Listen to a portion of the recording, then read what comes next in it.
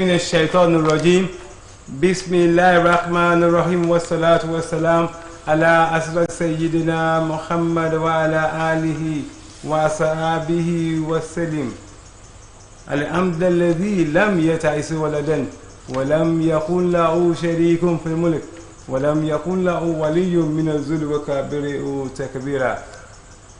We thank Almighty Allah, we appreciate Him, we adore Him for all His grace given to unto us, particularly the best favor that Almighty Allah can give to one is to make the person a Muslim. We always say this one because in Islam you know your duty, you know your rights, you know your obligation, you know your limits. Those are the things that are embedded in Islam, making us to be proud of being Muslim.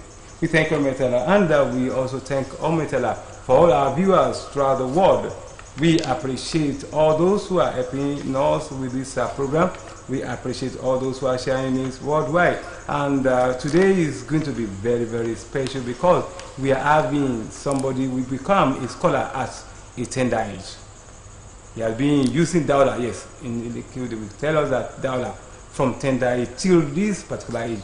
That is why we class him as part of us, if at all. He is part of the older generation by knowledge, because somebody who is a PhD in embryo very soon will become a doctor and a scholar already in the realm of Islam and Islamic jurisprudence in terms of Islamic justice, and at the same time a proprietor who knows the nitty-gritty of childbearing. That is why today we are delving into security, particularly for the young one. Then we want to look at the position of the youth in this thing. We are making it into ways.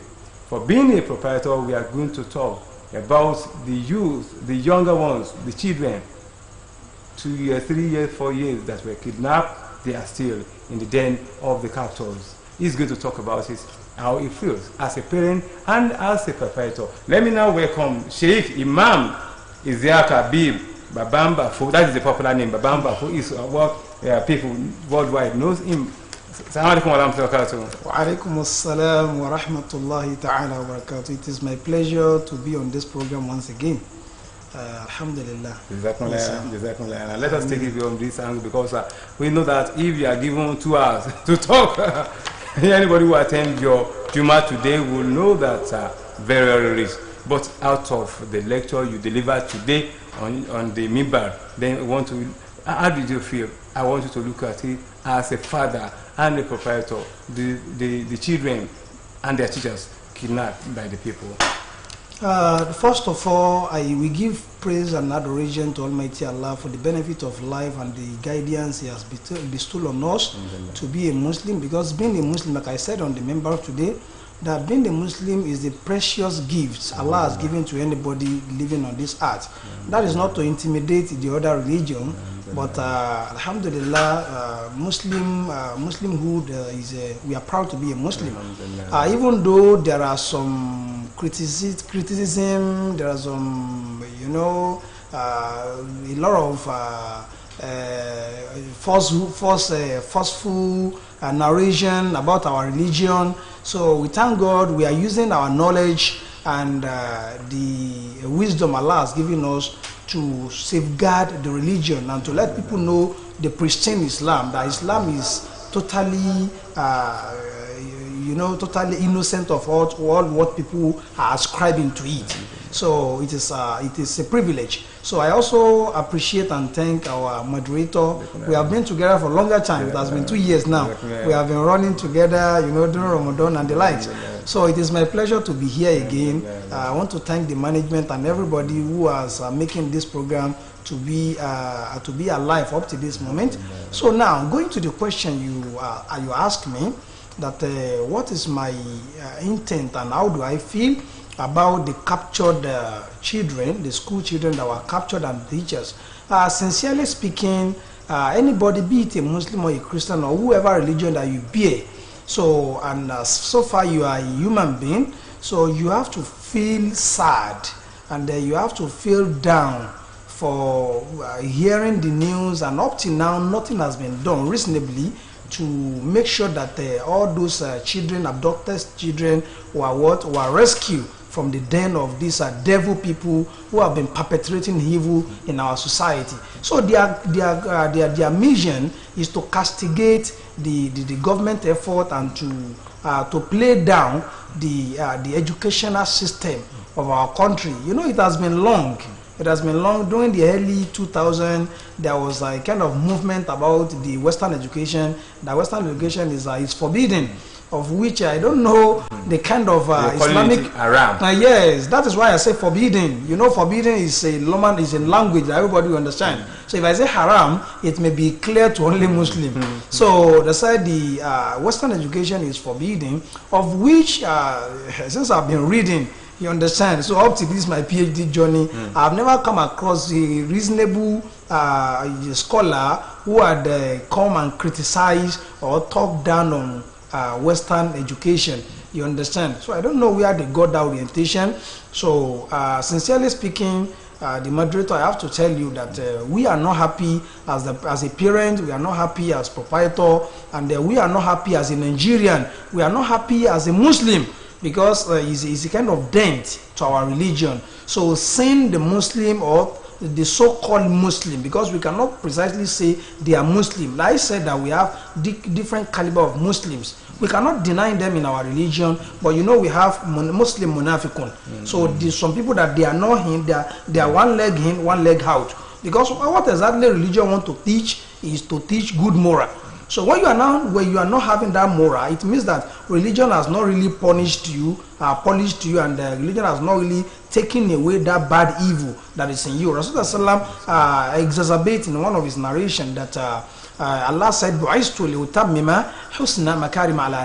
Allah has sent me to people to come and modify and to come and propagate the morality that has been lost ever since the demise of Prophet Isa, so who had come before Prophet Muhammad sallallahu. So Allah has sent me to come and normalize the abnormality that has been ravaging and rampant in our contemporary society back then. So that is the main and key functions of Prophet Muhammad sallallahu as a messenger to us, that he should come here to come and normalize the abnormality. So when you are now seeing a Muslim being behave abnormally, you begin to ask yourself, that is this person behaving as a Muslim, or is behaving from what he has inherited genetically? You understand? Like from yes, that's a good narration. Allah emphasized that Prophet Muhammad is a symbol for every Muslim to look onto.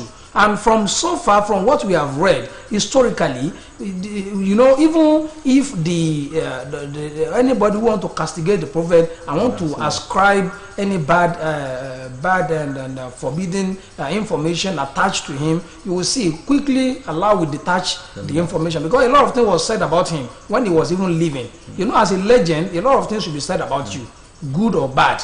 You understand? But we know that the Prophet ﷺ has propagated good things during his lifetime, and he has left a very good legacy for every Muslim to follow. Up to Allah said in the Quran, لَقَدْ كَانَ لَكُمْ فِي رَسُولِ اللَّهِ أُسْوَةٌ حَسَنَةٌ. So our Rasul يَخْفِي لَنَا الْأُسْوَةَ الَّذِي نَتَعَسَّى بِهِ. So Rasul is a great example for every Muslim to emulate and to imitate. Imitate his behavior. You understand? You know, when we say hadith, like we already know that hadith is of 3 categories. Hadith is what Prophet said with his mouth, that is al-qawlu rasul. You understand? And also we can also describe hadith as the fi'lu rasul, that is the action of Prophet sallallahu, what we see him or what we saw him doing, and that was documented about him, that he used to do this, he used to do this. So, and also what they do or what they did in his present, and he has never corrected it or negated it. So these 3 are referred to as hadith, and in some people, to the historian, they also categorize his childhood and the lifehood of Prophet as also hadith. You understand? So looking at Prophet Prophet is a model that we should imitate and we should emulate. So going back to the question, that any reasonable human being will frown and we sincerely be disheartened and be unhappy with what we are seeing in our present country. So whichever religion you affiliate to yourself, you should be unhappy with the action of these people that are perpetrating this evil of capturing people, abducting people. You understand? So may Allah safeguard us and return those abductees into their respective home in peace. Remember, I want to look at this angle. Quran says, Bismillah, kuntum khayra ummatin ukhrijat lin-nas wa ta'muruna bil ma'ruf wa tanhauna 'anil munkar wa tu'minuna billah. That there should be a group of people that are going to be castigating against evil and be encouraging people for virtue. But since it happened, even the abductors, they had no religious coloration. We don't know whether they are Muslim or not. Yes, because you can't. You name them. You name them infidel. That is those who are subversive or whatever hypocrites we call them. But since it happened, different people have been talking. Government have been proactive in their own level. But what are you? You are fast. What are you doing about this? Are you just preaching? No move for this one. Then what are your plans?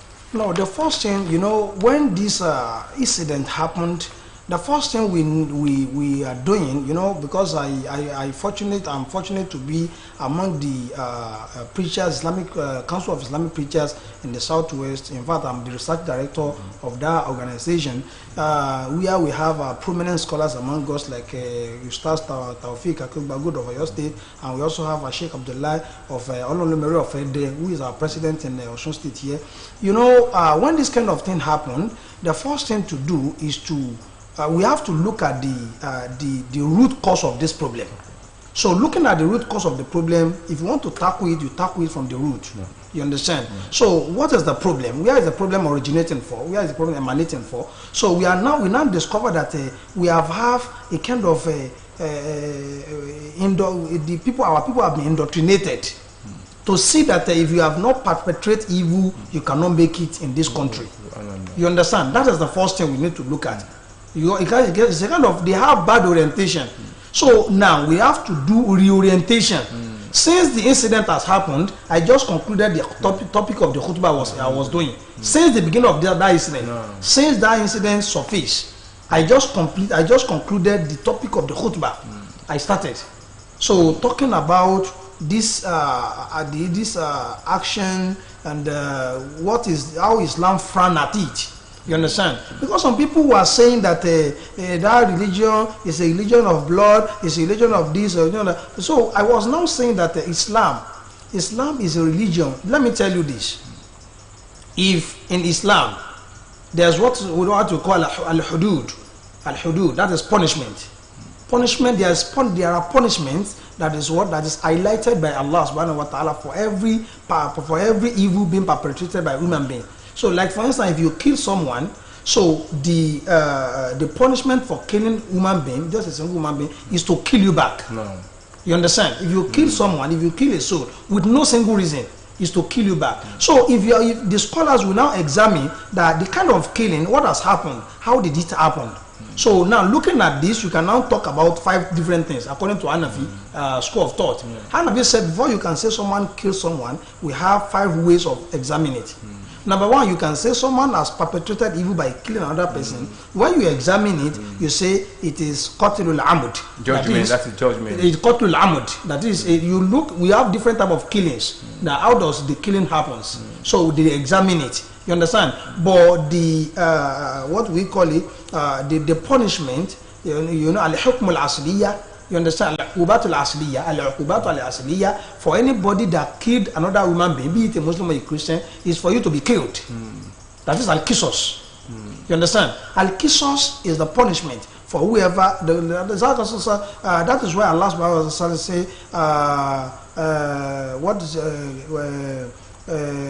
wafil qisas hayat. Wafil qisas hayat ya ulil albab. That whoever kills should be killed. You understand? That is to tell you the level of value Islam has given to what? To life. Okay, let us now look at it. The boys are still in that place for some times now.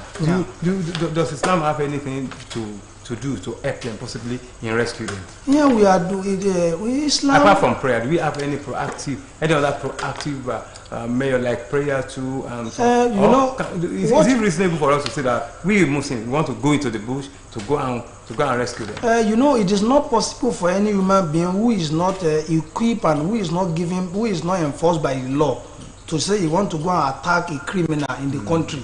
You understand? You know, it's against our law. You understand? So all we could do as scholars is, number one, we have to reorientate our youth, let them know that the perpetrating evil is against our religion and it's against humanity. And secondly, we need to support the government in prayer, and also we need to be security conscious in our society. We train people, we talk to people on how Islam value life and how Islam wants us to live coexistent with the harmony and the love in our society. So whichever, so long you are a human being, whatever religion another person embraces, so you don't need to to intimidate the person because of religion differences. So these are some of the responsibility of scholars in our society. Let us now have the second aspect, which is the coming back to Osun State, our own state. The election, that is gubernatorial election, in 2 months' time will come. Then we have seen a lot of things, particularly bad things. They have been killing each other.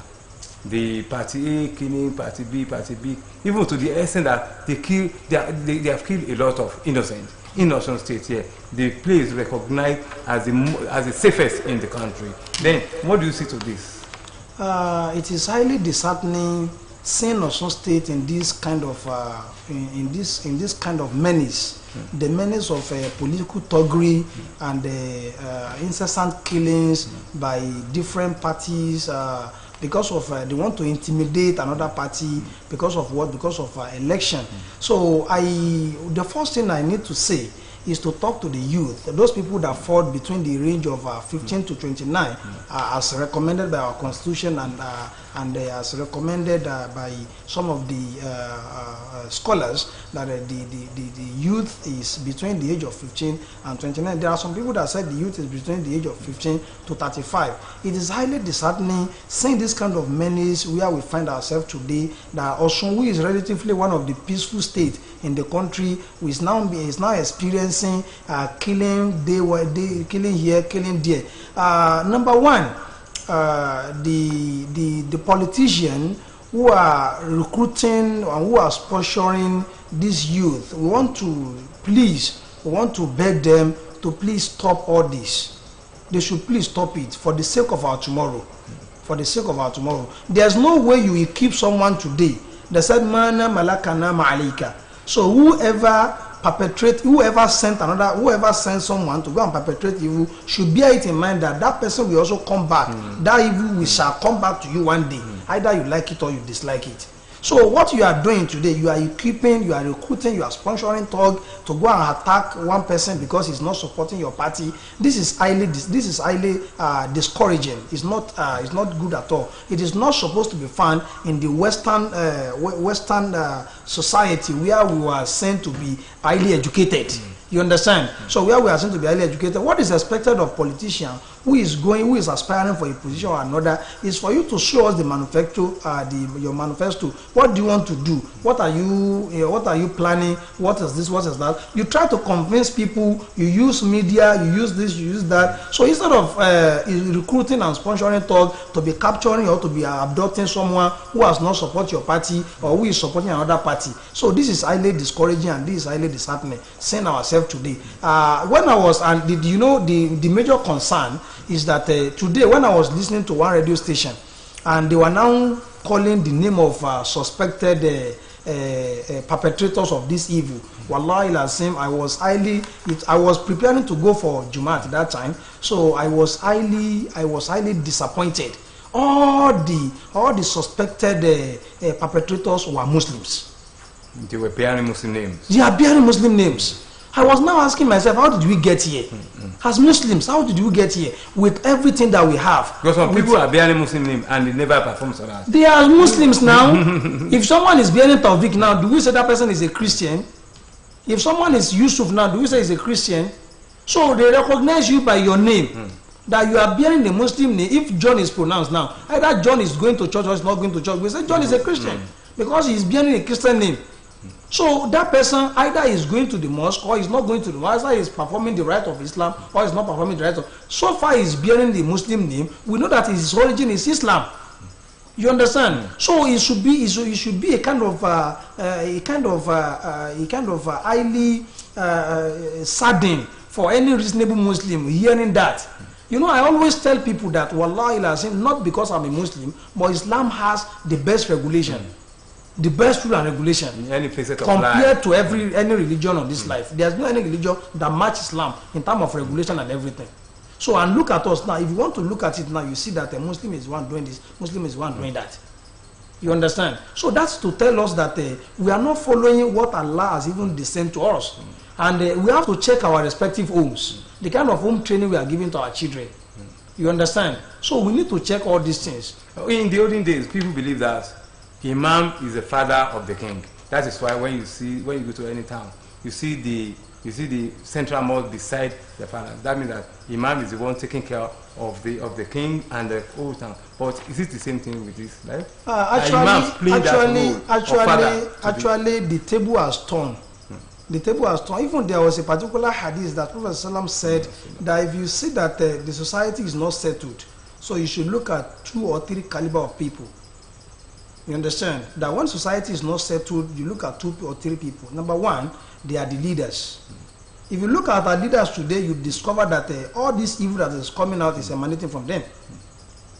I stand to be corrected. So most of this evil that is emanating in our society today is originating from our leaders. And the second categories of people are the imams and the scholars. If you look at it today, the immorality, most of it is surfacing from the scholars. The scholars are not following what they are telling people. You understand? So they were just preaching, their attitude is not corresponding and correlating to their preach. You understand? So most of us now, because of what we want to put into our mouth, we have sacrificed our dignity because of what we want to eat. You understand? Because we want to put something in our mouth, we want to ride good cars, we want to build good house, we want to live a very robust life. You understand? So we want to be at the zenith and at the top of our career. So we want people to see us, we want people to know us. Even look at the kind of preaching we are hearing today. Is it the normal preaching?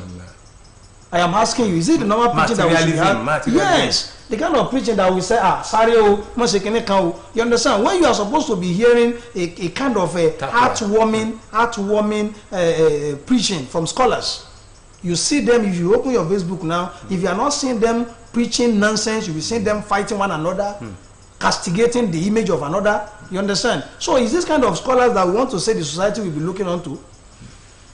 But what can I say about because some of these very people, the politicians, the talk, some of them have affairs.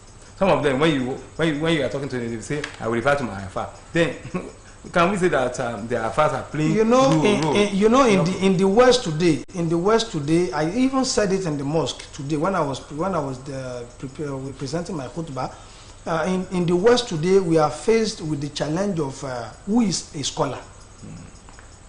Who is a scholar? Anybody that has Leah, that has this bear, and is wearing jalabia, or he can read Quran, has become an authority in the Islamic realm, and which is not supposed to be. Because of time factor. Please, your advice to people perpetrating this evil in the name of gubernatorial election. What I would just tell them is to prepare their future and to secure their names. Because if you do anything today, you have destroyed yourself, you have destroyed your name, you have destroyed your family, you have destroyed your lineage. Exactly. So, and you never know what your children will also become tomorrow. Very much, very much appreciate you. Sheikh Imam Isiaq Habib Babamba Fo. That is the normal name. I'm yours, Adebisi Abijeli Aderotimi, saying, Ma salam wa ila liqa.